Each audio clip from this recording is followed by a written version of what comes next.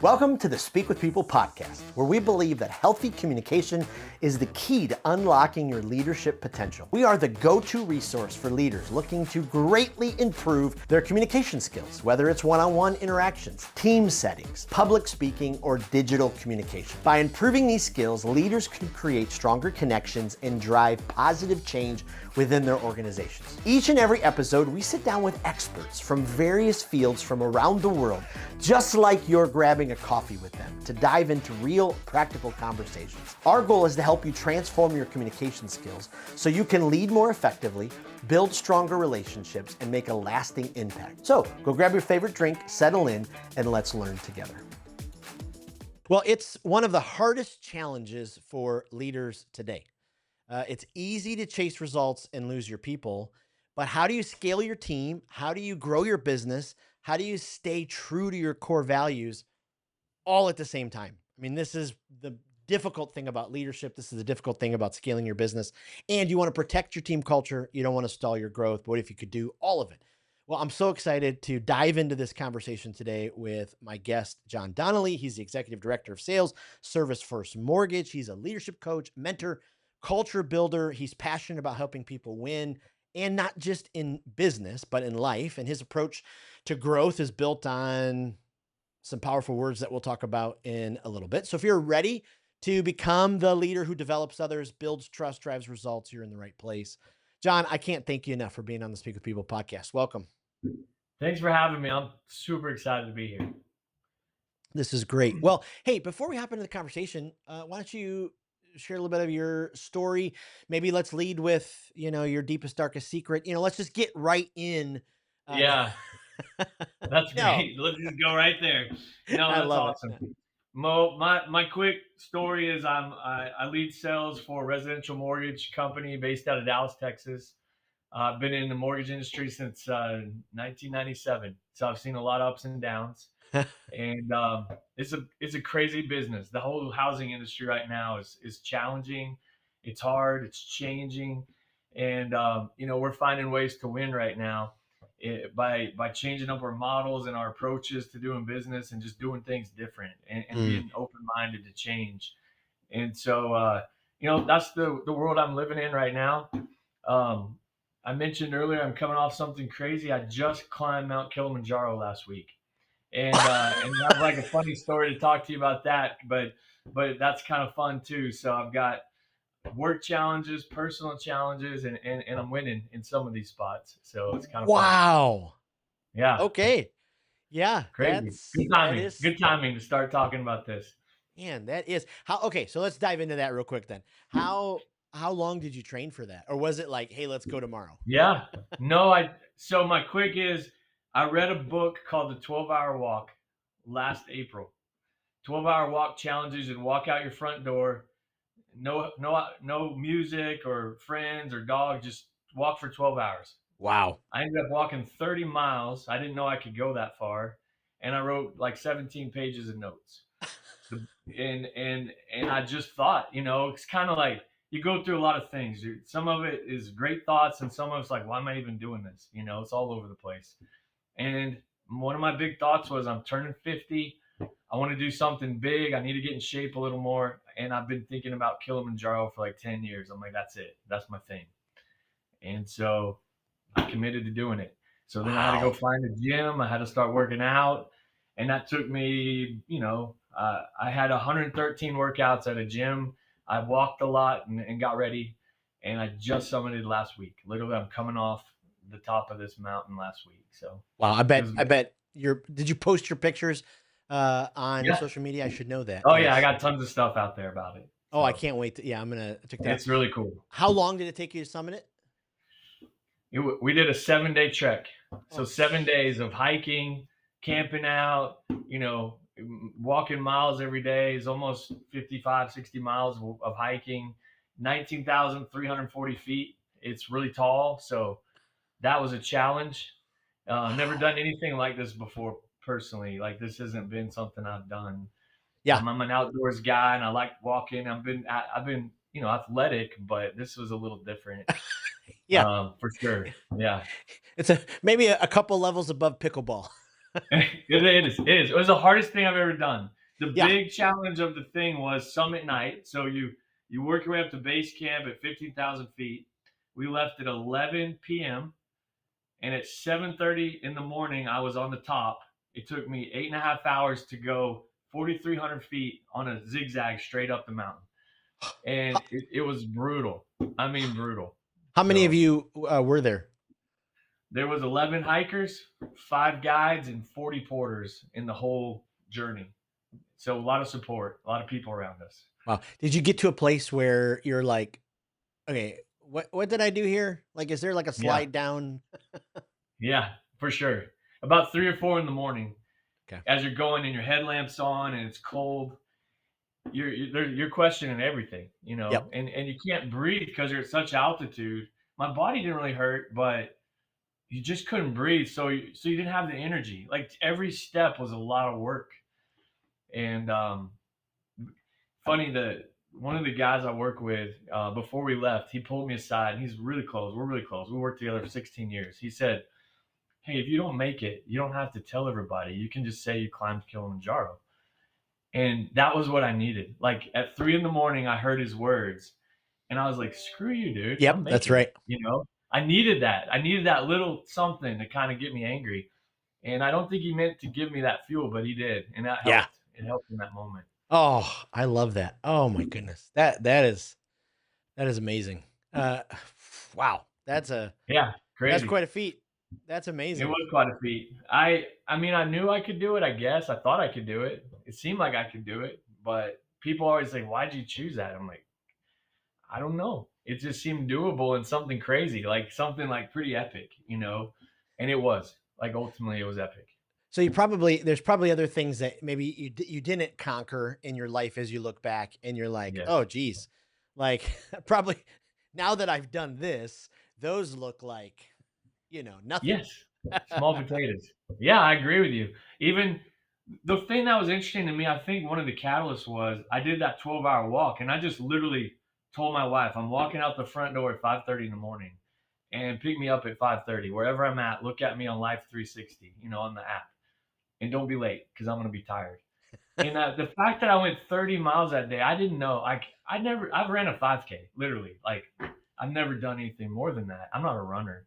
Yeah. I couldn't believe I went that far. There's a point I was like, I can make a marathon. Like, this is cool. And there's something about that change of perspective that, hey, now I know I can go 30 miles. Walking the dog 3 miles is nothing now. I Yep. can walk 30. Everything shifted. And so that helped me decide, like, okay, Kilimanjaro is possible. Wow. So, I mean, it's pretty quick, coming off it last week, but has your mind already started to put together? Do you do something next year? Do you do another one? Yeah. Do you? I haven't decided yet. I'm not ready. I'm still kind of digesting what just happened, if you will. Um, I don't know. Every day I think about it a little bit different. I'm not sure. I'll do something, but I don't know what and to what level. So Yeah. I'm not sure. I'm not doing that again. I can tell you that. I don't want to get up. I don't want to climb that mountain again. That's a one and done. It's tough.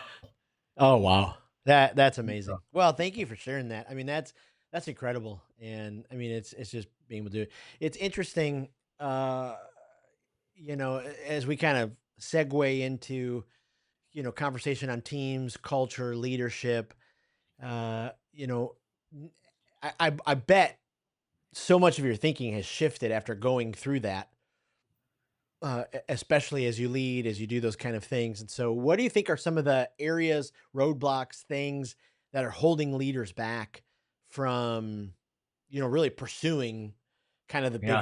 bigger dreams? Because we just kind of, I'll be 50 this year as well.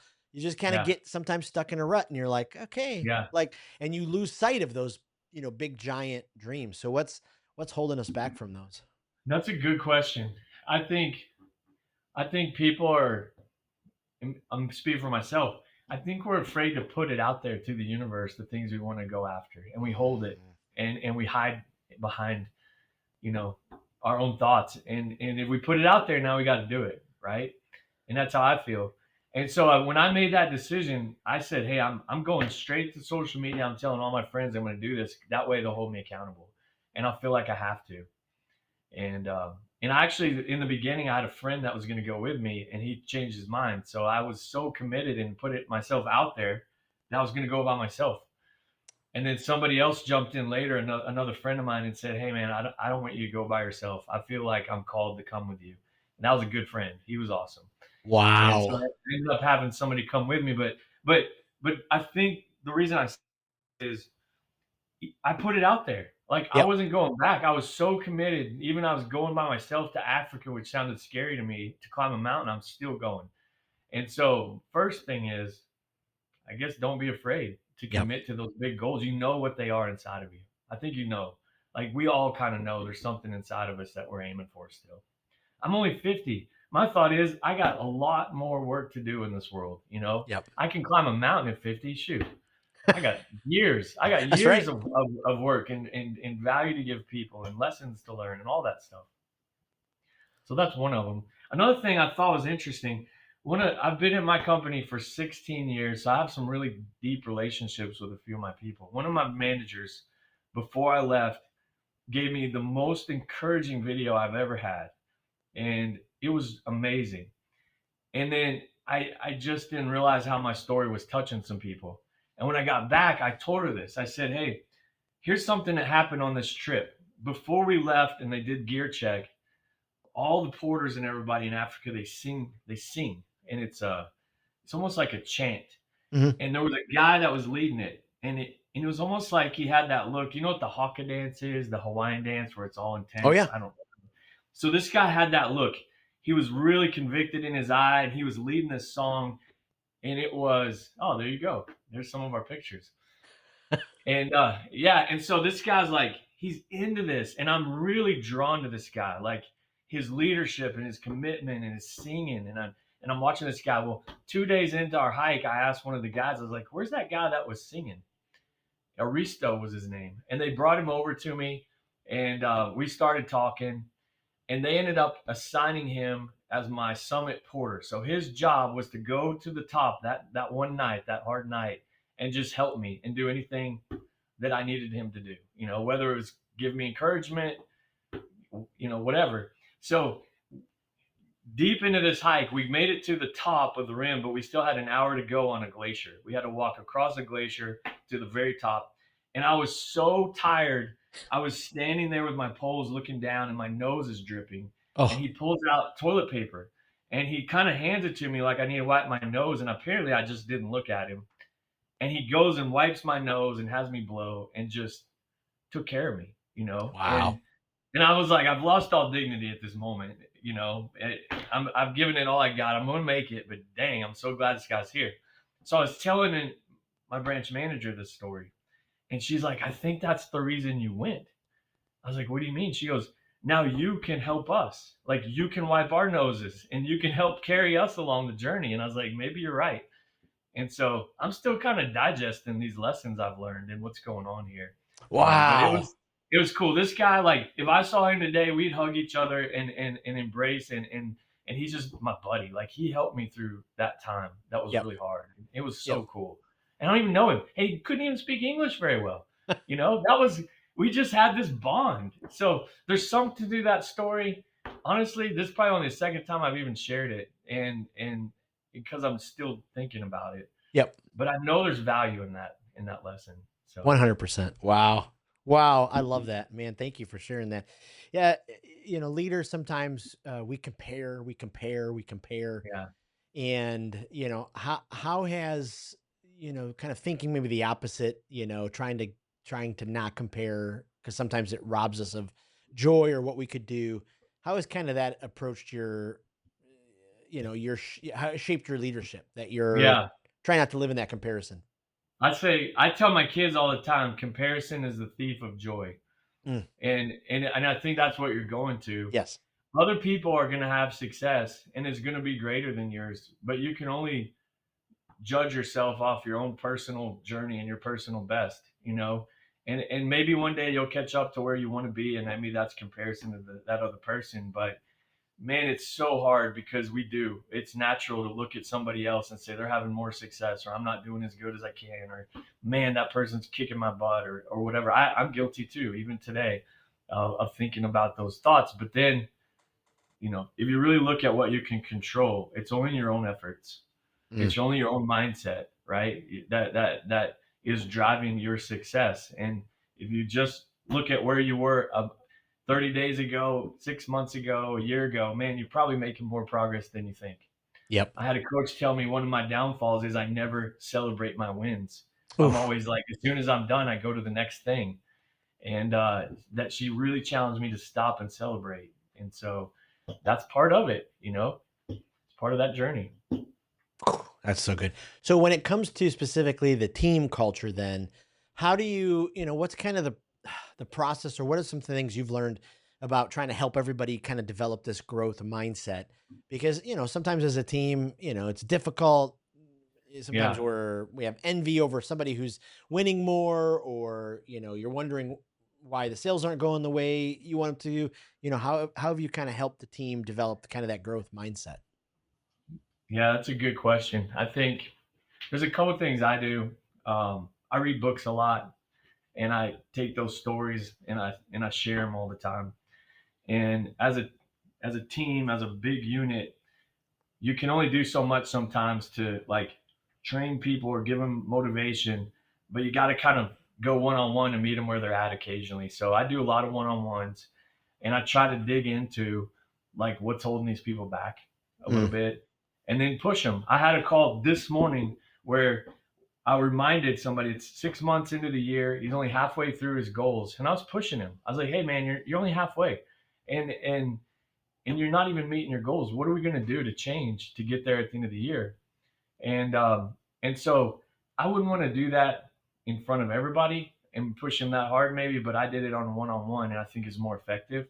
Yep. But also, when you have the wins, you got to share it. I love when my team talks to each other and they help each other and support each other. I think they get more out of each other than they do me a lot of times, helping each other.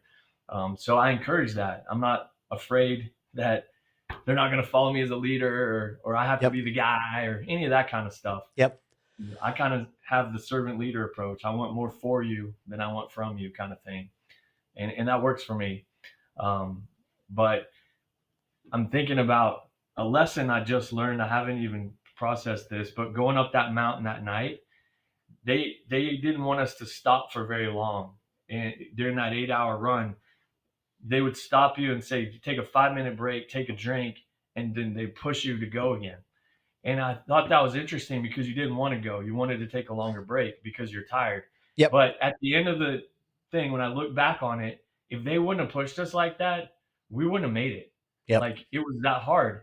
And so I've really been thinking about that. Like I need to push my guys a little harder because they can handle it because they have the goals. I already know where they're aiming at. And if they're falling short, I got to push them harder than what maybe I sometimes do. Sometimes I'm too nice and I don't want to push because there's conflict in there, and maybe they don't like that, but somebody needs to.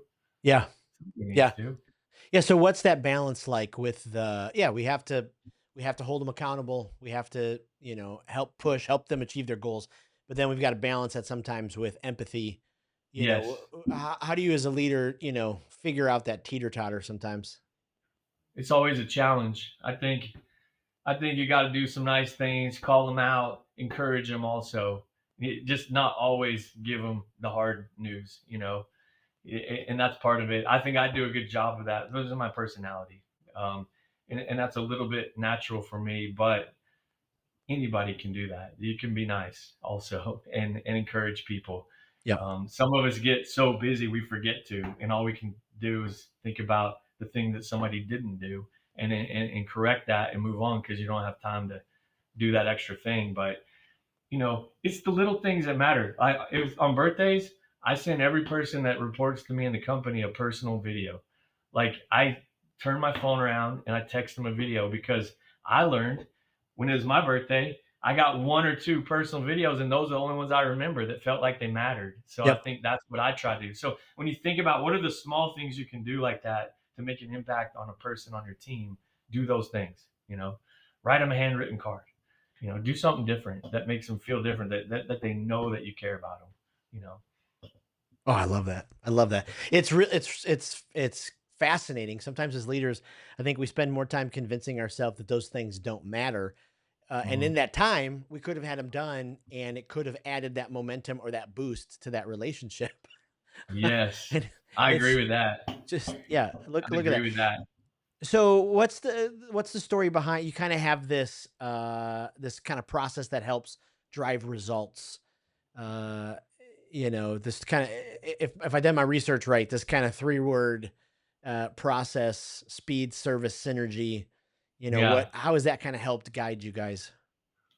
Yeah, I think that for us, it's just the way we look at our systems. Um, if we're fast, it takes the pressure off a transaction. So if somebody's buying a house and we can get your loan approved quickly, and there's not extra things that have to happen right before the last second of closing, then there's a lot of comfort in a transaction. So people don't really care about their mortgage loan; they care about the house, right?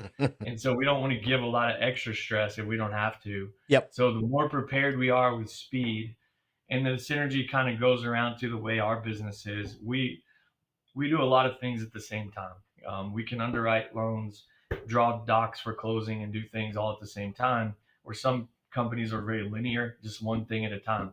And if you don't get that process done, you can't go to the next step.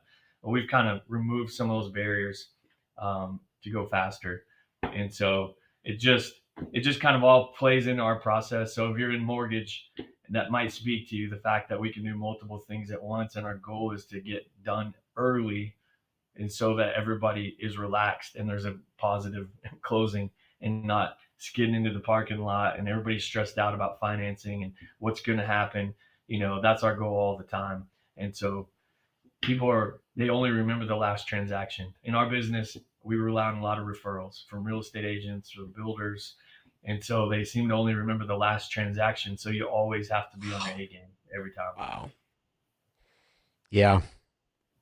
Well, it's such a good principle as well for those of us. My business only operates when I'm building relationship, prospecting, casting the vision, providing the solution for their pain. And if somebody reaches out to me, or if I meet somebody and they ask me for more information, and I wait a week, 2 weeks, 3 weeks to get them that information, like, it's done. It's the Yeah, you you know missed out. totally Yeah. gone. And so the speed part of that, I unfortunately, I've had to learn that the hard way. Yeah, I get it. We all kind of do. I mean, you Yeah. have to learn. That's part of experience, but Yeah. the speed is important. Speed is real important. Yeah. Heard you talk about when you coach leaders: listen to hear, not to respond. Listen to hear, not to Yeah. respond. How does that look like in, our in action? Yeah, I think that everybody has a superpower, you know. Mine tends to be listening. I had took me a while to figure this out. Um, but naturally that's just kind of something I was good at. They say God gives you two ears and one mouth, I never learned when I was the one talking. And so naturally I'm just a listener.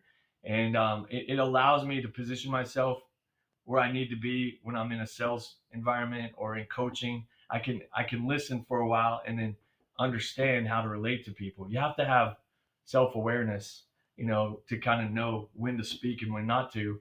But what I coach my loan officers or my salespeople is, when you go, let's say, for us, it's real natural to meet with real estate agents and try to earn their trust and get referrals Yep. from them. So I tell my loan officers, I said, your job is to talk 20% of the time. That's it. Only 20. Ask a good question and be quiet. And if you find yourself talking, think about the word wait. Why am I talking? Wait. Mm. And so when you do that and the other person talks, then you learn how to position yourself and what their challenges are and how you can Wow. actually be a partner and help them. Right. And so that's kind of the source of this. For me, if I can go to a meeting with a real estate agent, let's say in this scenario, and I only talk 20% of the time, most of the time they'll leave and they'll think that's a great meeting. And a lot of times they don't even know about me because they didn't even get to ask. All I Yep. did was ask a few questions and they just told me everything I need to know, Yep. and those are the good meetings. Yep. So that's what I think about listening kind of in a nutshell. Uh, Pause on, some of this leadership stuff for a second. I want to go back to the beginning. the housing market's been crazy over the last couple of years, right? Like Tampa for sure, Yeah. COVID, it was like, you put your home up and it was gone tomorrow. And now everything is, super cool. I don't know if you're allowed or Yeah. supposed to answer this, but do you think the market's improving? Do you think it's going to get easier to sell a house? Cause I see a Yeah. little bit, a little bit more signs going up. I think that I've heard stats, there's more listings in the state of Florida than in the history of the state right now because of the Wow. hurricanes and everything. So your challenge there is great. Your challenge is great. Do I think rates are going to come down? That's part of the factor. So if rates come down, things are more affordable. But there's more than just rates because homeowners insurance is almost probably hard to even get in Tampa right now. Yeah. And when you can, it's very expensive, and you're not even going through major companies anymore. So there's factors like insurance. There's factors like there's too many listings, so prices are coming down. Interest rates they haven't reduced them yet. Yet I say yet we think they'll come down, but personally, I don't know if they're going to come down until maybe next year. Still, I think it could be a while. Rents are starting to drop, which means it's cheaper to rent than it is to buy a house, which isn't good. That's not a good place to be. So we're challenged right now with a situation where it costs more to buy a house, you know, and there's a lot of inventory and people are trying to get out of houses. So it's a crazy hard Yeah. housing market to be in the Yeah. middle of. And so how do you deal with that, right? There's still opportunity. People are still selling, people are still buying. But there's a lot of people getting out, like a lot of realtors getting out, a lot of loan officers getting out. But the ones that make it through, there's a lot less forks in the pie, if you will, Yeah. here pretty soon. And you're going to Yeah. do fine. And we're kind of almost at the end. Like there's a light at the end of this tunnel, and maybe it's not very long. Yeah. Maybe it's going to be challenging for another year, but I don't see it going much longer than that, in my opinion. Yeah. I've been doing this a long time, but I don't always get it right. Yeah. I think that the adjustments are coming, and the way things are going to play out right now, it's going to get a little bit easier for people to buy a house. It So it seems like with some of those issues, it would be easy for a leader to maybe give into the pressure and fudge yeah, something or not share the whole truth. Uh, you know, for the kind of leadership you're talking about, integrity's got to be a cornerstone. And so, yeah, big how, time. during these pressure moments, during these, because market's always up and down. Yeah, How do we, how do we make sure that we are consistent with our integrity during, these kind of I tougher love that. seasons? Here's what we're doing with our integrity. If you talk about it this way, we're having a all hands call with our leadership team every month. We did it yesterday. And so we're being fully transparent. The direction of the company, the things are changing. How's it looking? What is our Yep. volume? How's our lead Wow. count? Like there's no agenda to say, hey, it's going to be okay and we're hoping. We're being very transparent to everything we're dealing with. And sometimes that's not easy because some of it's not always good news. But people understand that we have to adjust. And we did this during COVID when things were really uncertain. We started having these open calls and we've brought it back recently because things are hard again. And we don't want our team to misinterpret the moves we're making. We don't want outside noise to have people tell them, hey, your company's doing this or that. No, they know what we're doing because we're Yep. talking to them and telling them right up front. And so that's what we're trying to do is just over communicate from the leadership team and everybody knows where we're going. Mm, I love that. The worst thing, for team culture is for everybody to kind of always be wondering what's Yes. happening, where are we at, when they have all those questions and, the leadership doesn't ever respond or, give those kind of answers out. Why do you think sometimes companies can kind of go to that darker side where, leadership doesn't want questions to be asked? Leadership, is not open to new ways or new ideas. How do they get to that place? Yeah. They get there because they don't know the answer. They don't know where to go next. They freeze instead of Yep. you got the flight or fight or freeze. I think they get there because you hope there was a time for the last 2 years some companies were hoping interest rates come down and will save the day. Well, that hasn't happened. Yeah. Well, if you were in a hope method of approach of your business, you didn't want to have questions because you didn't have answers. We haven't had that approach the whole time. We've assumed that they're not coming down and that we need to work harder. And we need to put in the efforts that we had to do years ago when we built our business. We're kind of going back to the basics here. Make more calls, meet more people, and watch what happens. Things are going to work out, but don't sit back and hope. But I don't know. That's what I think maybe It's a good. leader might do in that situation. Yeah. What does for you give up to grow mean? Give up to grow. Like how can leaders apply that? Um, this is my initial thought on that. Give up to grow means, for me, I've been doing something hoping for a result for a while. Yeah. And maybe I need to let that go and try something new in order to get to where I need to go. Kind of what got me here is not going to get me there. And I don't know if that's the right answer, but I kind of feel that right now. Like the things we've done in the past, we've had to let go of some of those things. Ways we've marketed, ways we used to value service over everything, and that maybe we had a little bit higher price because of that. We didn't want to be the lowest price. We've changed completely. We understand our competition is delivering, and we have to bring our price down and be more competitive and have a lower margin. Well, we had to give up the idea of service and actually compete on price. Well, that's a Yeah. major shift for a company that's been built on service for 28 years, you know? So but we are growing because of that. So we're actually seeing more business come in the door, which is working in a market that's really challenging right now. So I guess that's how I would interpret that. Yeah. That's good. That's good. As we kind of wrap up the conversation, if if leaders listening and they're just kind of feeling stuck, they're kind of in that plateau, they're, you know, maybe at that place where they're at one of those Yeah. breaks and they don't want to keep going. What do you recommend is kind of that first mindset shift or the first action that they've got to go to? Um, I think for me, something that worked, let's go back to the beginning. Go take a 12-hour walk. 12 hours is a long time, but it matters. I go and walk my dog, and I notice sometimes I do it in silence for an hour. But that's Yeah. different. 12 hours gets you through a lot of cycles. And as you go through 12 hours and you solve maybe a challenge or something that you're struggling with, you quit thinking about it. This is something I've learned. I was like, wow, it's kind of interesting. I dealt with that and I don't care about it anymore. But it took me a while to get there. But maybe you just need that time to really go reflect on where you're going and is what you're doing working and how can you change and be a different person to win in this market. So I wouldn't have had that answer unless I did it myself, and it worked for me. But I really wasn't necessarily lost when I did it, but I kind of was what I discovered. There were some things I was looking for in my life that I didn't know.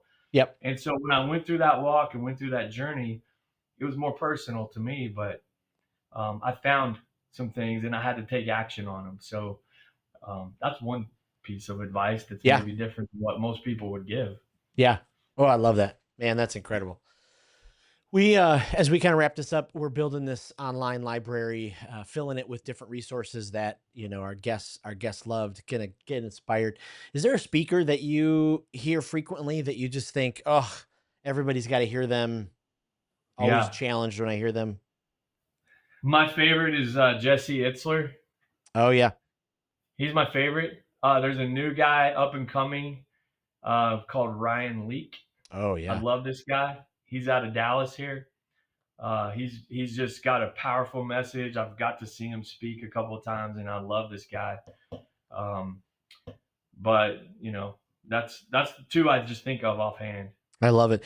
Not everyone's a podcast listener, but if you listen regularly, is there a guilty pleasure you just love to listen because you love true crime or Yeah. gardening or whatever, or is there like a development one that you're like, oh, every time I just love this one?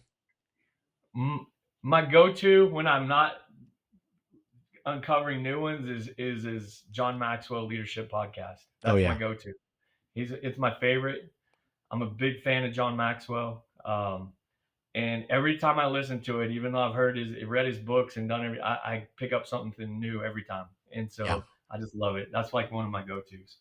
I love it. And then is there a book? Is there a book that's like, ooh, this book is just, it's been huge in my life. Highly recommend to other people. Um, yeah, there's a bunch of them.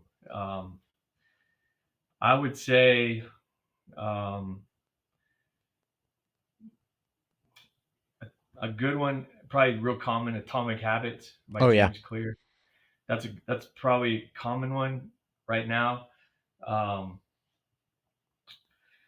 if you in sales, there's a book called Never Split the Difference. I Hmm. think it's amazing. It was a number one hostage negotiator in the country, and he wrote this book on how to negotiate, and it's fascinating. It's great. I've read it twice. I love it. So that's another one. I And then love there's it. another book, just kind of personal growth. There's a book called Living Forward by Hmm. Daniel Harkavy, and it teaches you how to write a life plan. And I think that's critical, and people don't really know sometimes how to write a life plan or what that means for you. And that's a really cool book and a process you can go through that could really change your life, probably. Ah, I love it. I love it. This has been just fantastic, man. I'm so glad we can hear about your Yeah. story. Thank you for inspiring us that. Where's some of the best place we can send our listeners find out more about you online? My favorite place is LinkedIn. Yep. The John Donnelly. Go to LinkedIn, shoot me a message. I'm on there all the time. Um, Learn about me a little bit more. So that's it. LinkedIn, the John Donnelly. Love it. I will put that in the show notes in our Facebook group. John, can't thank you enough. Really appreciate your time. Can't wait Yes. for our listeners to hear your story. And just thank you for being on the Speak with People podcast. Awesome. Thanks for having me. It's great. I love the conversation. Thanks for tuning in to today's episode of the Speak with People podcast. It means the world to us when you share this episode. Thanks for liking, subscribing, or following the podcast. That really does help the podcast get into more ears and into more leaders listening. Also, don't forget, we have two exciting resources for you. The first is go to Facebook and join the speakers group. This is a community designed for leaders who want to grow their communication skills. Also, go to speakwithpeople.com/skills library to access the Communication Skills Library. It is an online resource chock filled with resources that will inspire you and transform you and grow your communication skills. Thanks again for being a part of the listening community. We cannot wait for the next episode.